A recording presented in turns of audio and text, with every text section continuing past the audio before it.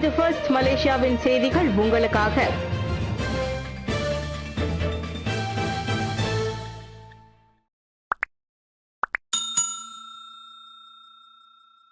கூடுதல் உத்தரவு தொடர்பில் பிரதமர் அரசு துரோகம் புரிந்தாரா? எதிர்க்கட்சி தலைவரை சாடிய அரசாங்க எம்பிகள்.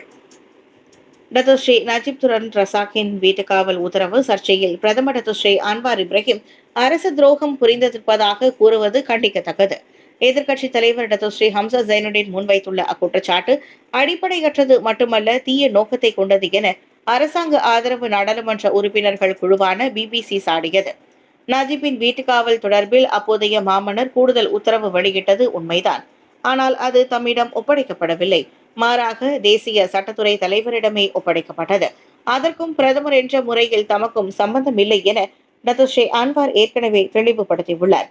இருந்த போதிலும் மக்கள் மனதில் நஞ்சை விதைக்கும் நோக்கில் அவ்விவகாரத்தில் எதிர்க்கட்சிகள் உண்மையை திரித்து கூறுகின்றன. பிரதமர் அரசு துரோகம் இழைத்துவிட்டார் எனவே முதலீட்டாளர்கள் நாட்டிற்குள் நுழைய மாட்டார்கள் என்றும் கூறுவதெல்லாம் அடிப்படையற்ற வீண் பேச்சே.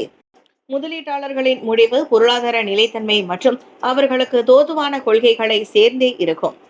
ஹம்சா கூறிக்கொள்வது போல் நடைமுறைக்கு புறம்பான அரசியல் அவதூறுகளால் அல்ல என பிபிசி இன்று வெளியிட்ட அறிக்கையில் கூறியது. ஹெச்ஆர்டி கார் தொடர்பான விசாரணையை MACC தொடர்ந்து மேற்கொண்டு வருகிறது. ஹெச்ஆர்டி கார்ப் எனப்படும் மனித வளங்கள் மேம்பாட்டுக் கழகத்தின் நிர்வாகம் தொடர்பாக மலேசிய ஊழல் தடுப்பு ஆணையமான MACC இன்னமும் விசாரணையை மேற்கொண்டு வருகிறது. நிர்வாகம் மற்றும் அதிகார துஷ்பிரயோகம் உட்பட சாத்தியமான ஊழலை பற்றி விசாரணையில் கவனம் செலுத்தப்படுவதாக சட்ட மற்றும் அமைப்புகள் சீரமைப்புக்கான பிரதமர் துறை அமைச்சர் டத்தோஸ்ரீ அசலினா ஒத்தமான் தெரிவித்தார். MACCயின் 2009ஆம் ஆண்டின் சட்டம் மற்றும் குற்றவியல் சட்டத்தின் கீழ் மோசடி உள்ளிட்ட இதர குற்றங்கள் தொடர்பில் ஹெச்ஆர்டி கார்ப்பிற்கு எதிராக விசாரணை மேற்கொள்ளப்படுவதாக அவர் கூறினார். விசாரணைகள் ரகசியமாக இருக்க வேண்டும் என்பதோடு நீதிமன்றத்தில் ஒருவர் மீது குற்றம் சாட்டப்படும் வரை எந்த தரப்பினரும் விசாரணை குறித்த விவரங்களை வெளியிடக்கூடாது என்பதை MACCயின் 2009ஆம் ஆண்டு சட்டத்தின் உட்பிரிவு 29(4) துணை விதியில் தெரிவிக்கப்பட்டுள்ளதையும் அசலினா சுட்டிக்காட்டினார். தலைமை கணக்காய்வாளர் அறிக்கையில் அமலாக்க நடவடிக்கைக்கு பரிந்துரைக்கப்பட்டதற்கு ஏற்ப ஹெச்ஆர்டி கார்ப் நிர்வாகத்தின் மீதான MACCயின் விசாரணையின் ஆகக்கடைசி விவரங்கள் குறித்து பக்கத்தான் ஹரப்பான் பயன் பாரு நாடாளுமன்ற உறுப்பினர் சிம்ஜி தின் எழுப்பியிருந்த கேள்விக்கு வழங்கிய எழுத்துப்பூர்வமான பதிலில் அசலினா இத்தகவலை வெளியிட்டார். மலேசியாவில் 7332 பரம ஏழைகள், கோலாலம்பூரில் மட்டும் 1700 பேர்.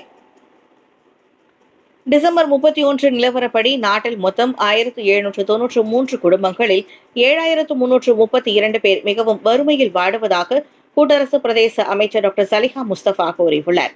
தேசிய வறுமை தரவுத்தளமான இகாஷி புள்ளி விவரப்படி அதிக கோலாலம்பூரில் 1737 பேரை கொண்ட 507 குடும்பங்கள் வறுமையில் வாடுகின்றன.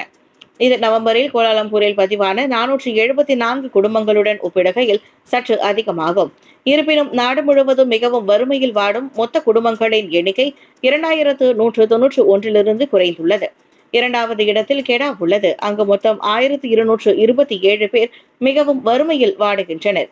அடுத்தடுத்த இடங்களில் ஜொகூரில் 910 பேர், ஸ்லாங்கூரில் 784 பேரும், தெலங்கானாவில் 735 பேரும் வறுமையில் வாடுகின்றனர். எனினும் மலாக்கா, நெகிரி செம்பிலான், பெர்லிஸ் மற்றும் புத்ரஜெயாவில் மிகவும் வறுமையில் வாடும் குடும்பங்கள் எதுவும் இல்லை என டாக்டர் சலிஹா கூறினார்.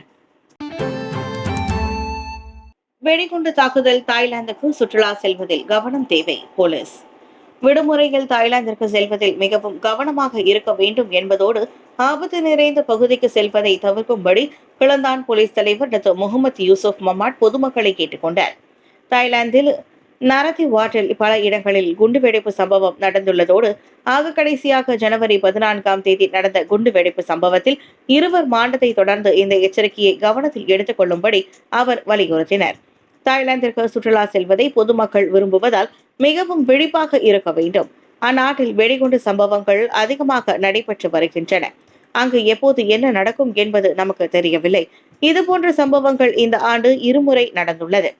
முடிந்தவரை மக்கள் விழிப்பாக இருக்க வேண்டும் என்பதோடு ஆபத்து நிறைந்த இடத்திற்கு வருகை புரிவதை தவிர்க்கும்படி முகமது யூசுப் கேட்டுக்கொண்டார். மலேசியர்கள் அந்த அண்டை நாட்டின் விதிமுறைகளை பின்பற்ற வேண்டும் என்பதோடு இரு நாடுகளின் அரசாங்கத்திற்கும் சிரமத்தை ஏற்படுத்தும் பிரச்சினைகளை தவிர்க்க வேண்டும். தியோபெங் ஹுக் சம்பவம் போலீசார் 3D ஸ்கேனிங் கருவியை பயன்படுத்தி இறப்பு நிகழ்ந்த இடத்தை விசாரிக்கின்றனர்.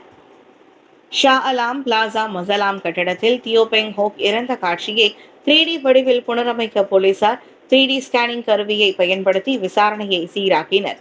உண்மையில் தியோவின் அதே அளவு மற்றும் உயரம் கொண்ட தீயணைப்பு வீரர்கள் பாதிக்கப்பட்டவர் தானே விழுந்தாலும் அல்லது குதிக்க வேண்டிய கட்டாயம் ஏற்பட்டாலும் அது தொடர்பான சூழ்நிலை எவ்வாறு இருந்திருக்கும் என்பதில் உதவி வருகின்றனர். 15 ஆண்டுகளுக்கு முன்பு சம்பவம் நடந்த பகுதியை மறுபரிசீலனை செய்வதற்கு நேற்று காலை 10 மணி முதல் போலீஸ் குழு அங்கு இருந்ததாக குற்றவியல் விசாரணை துறையின் இயக்குநர் டாக்டர் ஸ்ரீ முகமது ஷுஹைலி முகமது சைன் தெரிவித்தார். அந்த இடம் இப்போது அலுவலகமாக இல்லாமல் தளவாட பொருட்கள் வைக்கும் கிடங்காக இருந்து வருகிறது. தற்போது 15 ஆண்டுகளுக்கு முன் இல்லாத பொருட்களை தாங்கள் பயன்படுத்தி விசாரணை மேற்கொண்டு வருகிறோம் என அவர் கூறினார். நாங்கள் அதை 3Dயில் புனரமைக்க முயற்சிக்கிறோம். விசாரணையை மேலும் சீரமைக்க இது எந்த அளவிற்கு உதவும் என்பது குறித்து இன்னும் ஓரிரு வாரங்களில் முடிவு வெளியாகும். இதற்கு முன்பு மொத்தம் 40க்கும் மேற்பட்ட சாட்சிகள் இருந்ததாகவும் தற்போது 5 மட்டுமே விசாரணைக்கு அழைக்கப்பட்டதால் விசாரணைக்கு உதவ இன்னும் அதிகமான சாட்சிகள் அழைக்கப்படுவார்கள் என்றும் முகமது ஷுஹைலி தெரிவித்தார். மலாக்கா சிம்பாங் அம்பாட் அலோர்காஜா ஸ்ரீ மூகாம்பிகை ஆலயத்தில் சிறப்பாக நடைபெற்ற மகா கும்பாபிஷேகம். மலாக்கா சிம்பாங் அம்பாட் அலோர்காஜா ஸ்ரீ மூகாம்பிகை ஆலயத்தின் 2வது கும்பாபிஷேகம் கடந்த ஞாயிற்றுக்கிழமை பிப்ரவரி 2ஆம் தேதி மிகவும் சிறப்பாக நடைபெற்றது. 2வது திருப்பணி வேலைகளுடன் புதிய ராஜகோபுரம் அமைத்து திருக்குட நன்னீராட்டு பெருஞ்சாந்தி பெருவிழாவில் சுமார் 6000க்கும் மேற்பட்ட பக்தர்கள் பக்தி பரவசத்தோடு கலந்து கொண்டனர். காலை மணி 9:20 முதல் 10 மணி வரை நூதன ராஜகோபுரம், பிரதான திருத்தல சுந்தர விமான கலசம் மற்றும் பரிவார ஆலய ஸ்தூபி கலசங்கள் ஏக காலத்தில் மகா கும்பாபிஷேகம் நடைபெற்றது. அதனைத் தொடர்ந்து அருள்மிகு ஸ்ரீ மூகாம்பிகைக்கும் மற்றும் பரிவார மூர்த்திகளுக்கும் சிறப்பு தீபாரதனைகளும் நடைபெற்றன. மலாக்கா சுப்பிரமணிய திரௌபதி அம்மன் ஆலயத்தின் தலைமை குருக்கள் சிவஸ்ரீ PD சிவாச்சாரியா சண்முகம், ஸ்ரீ மூகாம்பிகை ஆலயத்தின் தலைமை குருக்கள் சிவஸ்ரீ ஜெகன் குருக்கள் ஆகியோரின் தலைமையில் சுமார் 30 குருமார்கள் இந்த கும்பாபிஷேகத்தை மிகவும் சிறப்பாக நடத்தினர்.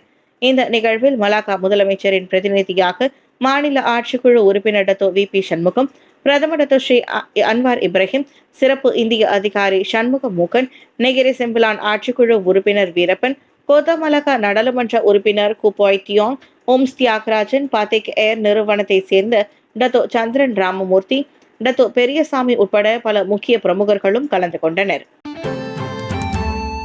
பிறம்படி தண்டனை தலைமை ஆசிரியர்கள் மற்றும் அதிகாரம் வழங்கப்பட்ட ஆசிரியர்கள் மட்டுமே மேற்கொள்ள முடியும். மாணவர்களுக்கான பிறம்படி தண்டனையை தலைமை ஆசிரியர்கள் அல்லது அதிகாரம் வழங்கப்பட்ட ஆசிரியர்கள் மட்டுமே மேற்கொள்ள முடியும். அதுவும் பள்ளி ஒழுக்கம் தொடர்பான 1959ஆம் ஆண்டு கல்வி விதிமுறைகளில் இடம்பெற்றுள்ள கடுமையான வழிகாட்டுதல்களுக்கு உட்பட்டே அவ்வாறு செய்ய முடியும். கல்வி அமைச்சர் ஃபட்லினா சிட்டேக் அதனை தெளிவுபடுத்தியுள்ளார். தவறு செய்யும் மாணவர்கள் மீது பிறம்படி உள்ளிட்ட உடல் ரீதியான நடவடிக்கைகளை எடுக்க பெற்றோர்களுக்கோ பொதுமக்களுக்கோ நடப்பு சட்ட விதிகளில் அதிகாரம் வழங்கப்படவில்லை என அவர் சொன்னார். அதே சமயம் பொது இடங்களில் அல்லது பள்ளி ஒன்று கூடல் இடங்களில் பிறம்படி தண்டனைகள் ஒருபோதும் செயல்படுத்தப்படக்கூடாது. மாணவிகளையும் பிறம்பால் அடிக்க முடியாது. மாணவர்களை அடிக்க ஆசிரியர்களுக்கு இருக்கும் அதிகாரம் தொடர்பான சிறப்பு சுற்றறிக்கையில் அவை குறிப்பிடப்பட்டிருப்பதை ஃபட்லினா சுட்டிக்காட்டினார். பகடிவதைக்கு ஆளான மாணவர்களின் பெற்றோர்கள் அல்லது குடும்ப உறுப்பினர்கள் பகடிவதை செய்த மாணவர்களை பள்ளியில் காலை ஒன்று கூடலில் பிறம்பால் அடிக்க அனுமதிக்க கல்வி அமைச்சர் தயாராக உள்ளதா என மக்களவையில் கேட்கப்பட்ட கேள்விக்கு அமைச்சர் பதிலளித்தார். ஏர்பூசான் விமானத்தில் இருக்கைக்கு மேலே பவர் பேங்க் சாதனம் வைக்க அனுமதி இல்லை. கடந்த வாரம் தனது விமானங்களில் ஒன்றில் தீப்பிடிப்பதை தொடர்ந்து பயணிகள் இருக்கைக்கு மேல் பொருட்கள் வைக்கும் பகுதியில் பவர் பேங்க் எனப்படும் மின் கடத்திகளை வைப்பதற்கு அனுமதி இல்லை என தென்கொரியாவின் ஏர்பூசான் விமான நிறுவனம் அறிவித்துள்ளது. அந்த தீ விபத்து குறித்து தென்கொரிய அதிகாரிகள் தலைமையிலான விசாரணை தொடங்கியுள்ளது. எனினும் அதற்கான காரணம் கண்டறியப்படவில்லை. விமான விபத்துகள் எப்போதும் பல்வேறு காரணங்களால் ஏற்படுவதாக நிபுணர்கள் கூறுகின்றனர். பயணிகள் தாங்கள் கையில் எடுத்து செல்லும் பேக்குகளை விமானத்திற்கு செல்லும் பகுதியில் பரிசோதிக்கப்பட்டு பவர் பேங்க் இல்லை என்று உறுதிப்படுத்தப்பட்ட பின்னரே அவர்களுக்கு விமானத்தில் ஏறுவதற்கு அனுமதி வழங்கப்படும். வெள்ளிக்கிழமை தொடங்கும் இந்த பரிசோதனை நடவடிக்கை அனைத்து விமானங்களிலும் விரிவுபடுத்தப்படும். எந்தவொரு பவர் பேங்க் பயணிகளிடம் இருக்க வேண்டும். இதன் வழி அதிக வெப்பம், புகை அல்லது நெருப்பு ஆகியவற்றை விரைவாக கண்டறிந்து சமாளிக்க முடியும். பவர் பேங்க் அதிக வெப்பமடைவதை கருத்தில் கொண்டு விமான பணியாளர்களுக்கு கூடுதல் தீயணைப்பு பயிற்சி வழங்குவது மற்றும் விமானத்தில் தீ கட்டுப்பாட்டு உபகரணங்களை வைத்திருக்கும் பாதுகாப்பு முன்னேற்பாடு நடவடிக்கைகளும் எடுக்கப்பட்டுள்ளதாக ஏர்புசான் விமான நிறுவனம் தெரிவித்துள்ளது. பினாங்கு தைப்பூசத்தில் லைனஸ் மோட்டார் ஸ்போர்ட்ஸ் குழுவின் தண்ணீர் பந்தல். தைப்பூச திருவிழாவை முன்னிட்டு லைனஸ் மோட்டார் ஸ்போர்ட்ஸ் குழுவினர் பினாங்கு பாலதண்டாயுதபாணி கோவில் ஜாலான் உத்தாமாவில் 7வது ஆண்டாக தண்ணீர் பந்தலை அமைக்க உள்ளனர். லினர்ஸ் மோட்டார் ஸ்போர்ட்ஸ் மலேசியா விளையாட்டுத் துறையில் முறையாக பதிவு செய்யப்பட்டு கடந்த 17 ஆண்டுகளாக செயல்பட்டு வருகிறது. ஒவ்வொரு ஆண்டும் போல இவ்வருடமும் பந்தலில் பக்தர்களுக்கு பானங்கள் மற்றும் அன்னதானம் வழங்க ஏற்பாடுகள் செய்யப்பட்டுள்ளதாக குழுவின் தலைவர் விஜயமாணிக்கம் தெரிவித்தார். தைப்பூசத்திற்கு முன்தினம் பிப்ரவரி 10 மற்றும் தைப்பூச தினமான பிப்ரவரி 11 ஆகிய நாட்களில் பக்தர்களுக்கு பானங்கள் மற்றும் உணவு வழங்கப்பட உள்ளதாக அவர் குறிப்பிட்டார்.